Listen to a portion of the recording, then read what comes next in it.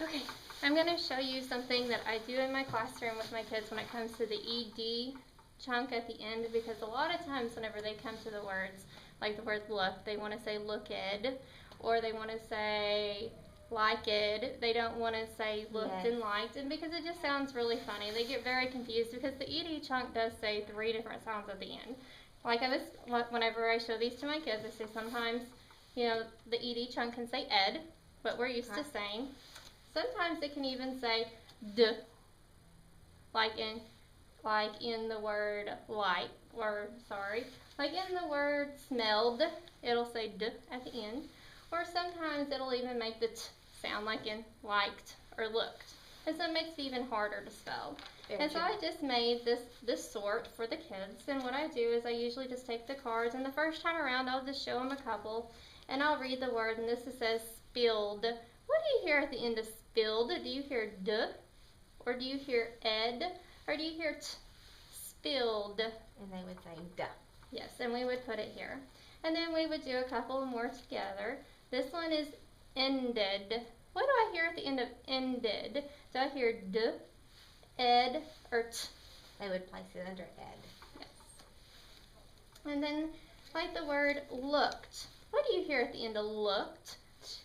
You hear t. And then after a couple of them, I would pass them out, and I would have them help, and they would read the word to me, and they would say smelled, and I'd be like, okay, what do you hear at the end of smelled? And then they would place it under the column that they think it would belong. So you try a couple.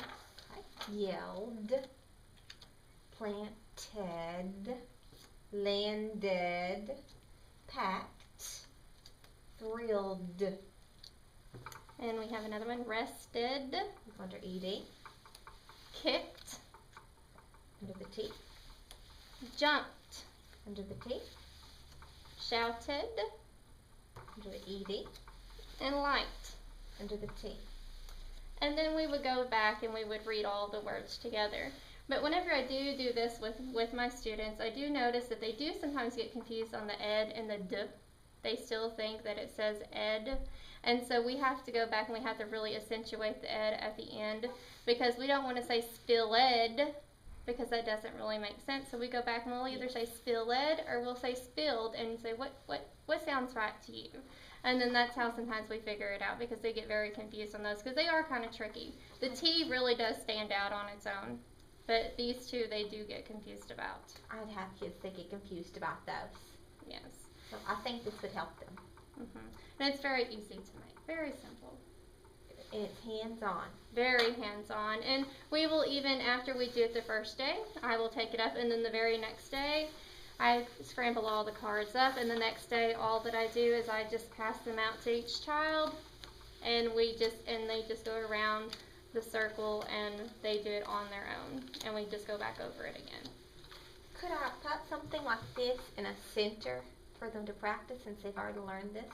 Yes, you can. As soon as we do it at the table, anything you do at the table can go straight into a station. Yummy. And they can just write it in their travel logs. So it's a lesson and a center activity. Yes, it is. Are you good? I'm good.